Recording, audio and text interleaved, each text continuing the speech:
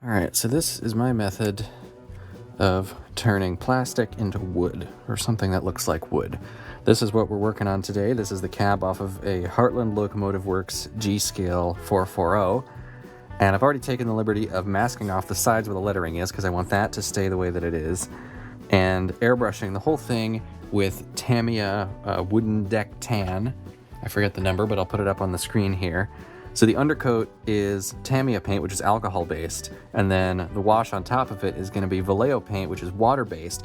And the reason for that is that this paint will not dissolve this paint, so if I get it wrong, I can use the Vallejo thinner and just wipe it off and try again, and it won't mess with the Tamiya paint underneath. So what I'm going to do, this is an old paint jar. You can really use any container for this. I'm going to mix up a wash, shake this good.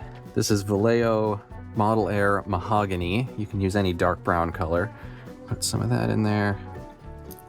And I'm going to make a mix of roughly equal parts paint, thinner, and water. So this is far from an exact science. Add a little bit of water. The reason I'm adding water instead of just doing 2-to-1 with thinner is because if I do just thinner, it'll dry too quickly and it won't necessarily have time to flow everywhere that it needs to flow. Now I've got a small brush. This does not have to be a nice brush. You can see this one's a bit frayed. Mix this up really good. What you're gonna get is this very thin brown wash. I'm doing this on top of an old towel so that I can wipe the brush on it and not worry about ruining anything important. So I'm gonna start on the back here because that's the least visible part, just in case I really mess it up. So, goes on very thin, it flows around a bit. Really not a precise process, you just kind of slop it on. It will run all over the place, don't worry about that, we'll take care of that in a minute.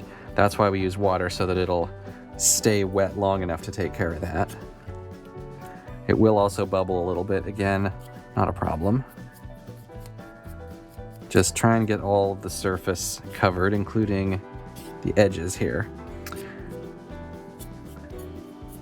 Before this dries, what you want to do is tilt it so that all of the loose wash puddles, like you can see there in the corners, and then you're going to take something absorbent, which I should have grabbed a minute ago. I like to use the edge of a piece of paper towel. Take something absorbent and just gently touch it, and it'll absorb the excess wash. That prevents it from running into the corners and creating dark spots. Well, it doesn't completely prevent it, but it reduces it. And sometimes you may have to do this a couple times as more accumulates. And then that's pretty much it. That's one layer anyway. You can kind of push it around a little bit to get it where you want it, but it is liquid, so it will run. That's normal. The main thing is just make sure the whole thing's covered, and don't worry about it being too even, because that's kind of the whole point, is that it's not very even.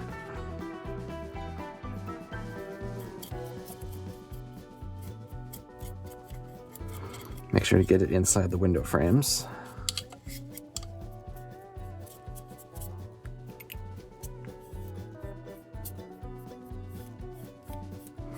This area is masked, obviously, but just so I don't have to think about what's masked and what's not, I'm just going to do this weathering over the entire thing.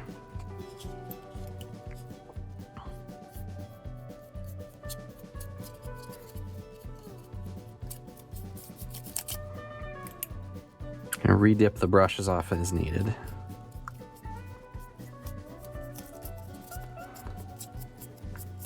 Don't worry about brush strokes, those will just look like part of the wood grain if you can even see them, which you probably won't be able to. The main thing is not leaving any completely bare spots. Alright, so that's starting to run and drip a little bit, so use the paper towel again. Absorb that off the corner, absorb that off the corner. A little bit of dark spots is not the end of the world. Sometimes you can do inside corners too, like that there. But again, really not a precise process.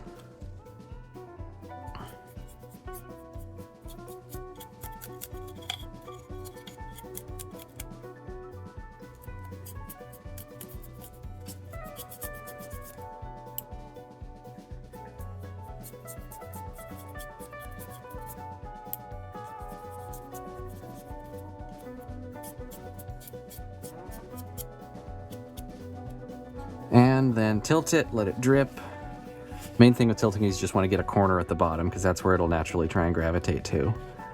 And then just lightly dab the paper towel, a little bit there. You mostly just don't want big droplets sitting in one area. And if you dab too much off, you can go over it again to sort of smooth everything out. And don't worry about the bubbles. Those are a normal part of the process as well. There's a little bit more kind of puddling there that we can soak up. So that'll be our first coat. Now what we can do is get a hair dryer and dry it. Be sure to keep tilting it and turning it frequently during this because it will want to run around and you don't want it too much puddling in one spot. And if you see a spot like that that has a little bit too much, you can dab it a little bit, even it out a little bit.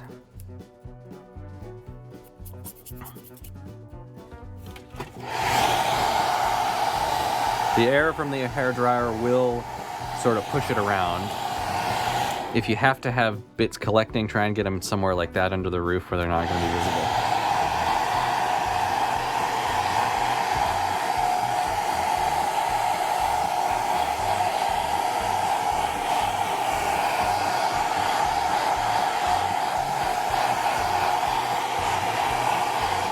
All right, so once that's dry, if you're happy with that, then you can leave it, but I'm gonna do another layer.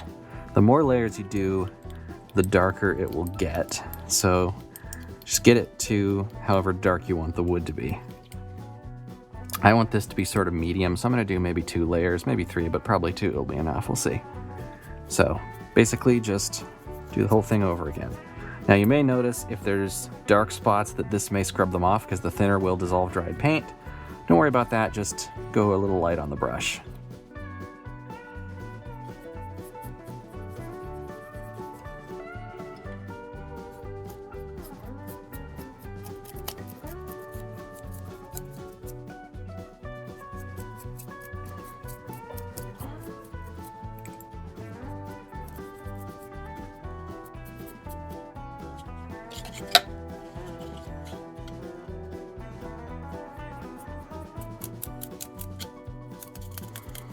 And on the second coat, you can be less worried about getting every single spot, because if there's a couple that you miss, well, they still got covered by the first coat.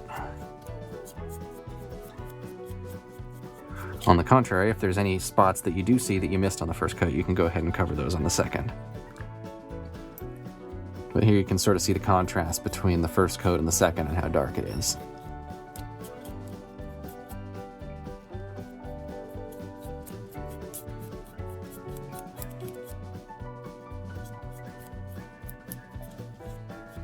If it's looking too thick, you can sort of use the brush to help it move toward where you want it to puddle and then dab it off. But sort of patterns like that are actually good because that kind of makes it look more like wood grain. All right, that's a pretty good second coat. Let's try this again. A little bit there. That's kind of an obvious spot, so I'm going to try and smooth that over a little.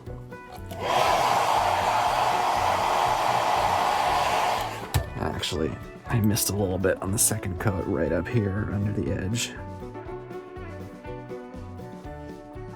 You can sort of strategically shadow certain areas. You just have to hold it as you're drying it in such a way that the wash will stay in those areas and not dribble somewhere else. I actually like to hold it upside down while I'm doing this to encourage it to collect like under overhangs like that, because that's where it would naturally be shadowed. So that sort of helps add a little bit of 3D effect to it.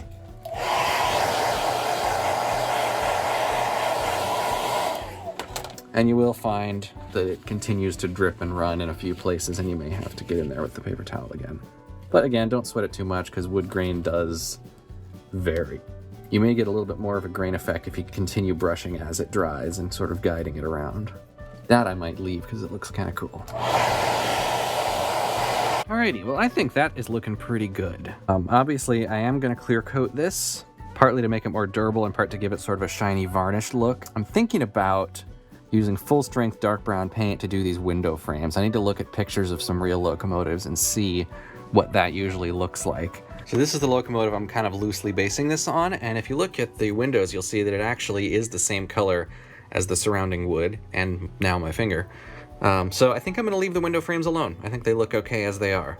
However, something else I have noticed on a lot of these old 440s, in fact most of the locomotives that have wooden cabs, is that they don't have the cross pieces on that front window that the Heartland model has. So I'm thinking I might actually just cut those out and touch up the paint to hide the cuts. And here is the completed model. The wood cab ended up being just one part of a fairly elaborate paint scheme. As I was working on it, I kept having ideas for stuff I could add to give it more of a Rio Grande vibe, like the green boiler and the golden white striping. Really, the only parts I kept from the original paint scheme were the graphite smoke box and the white lettering and pinstriping, and of course the unpainted brass pipes and handrails. I did cut out the divider pieces from the window frames, and I airbrushed the whole cab with a Tamiya gloss clear coat to make it look more like varnished wood. I painted the inside black and glued in pieces of clear plastic for the windows. I gave the cowcatcher the same varnished wood treatment, trying to match the cab as closely as possible. I airbrushed the boiler with Tamiya XF70 dark green, and the golden white trim was done with automotive pinstriping tape. The gold on the domes is also automotive vinyl. I gave the wheels my usual white wall treatment with a paint pen. The finished product isn't an exact match for a specific prototype, nor is the Heartland 440 to begin with, but I like this a lot better than its original unpainted black look. My eventual plan for this locomotive is to convert it to battery power with Blue Nami sound and control, but I have a lot of projects going and I'm a little short on money right now, so it might be a while. For now, it makes a nice display piece until I can get it running. Thanks for watching, folks, and I'll see you next time.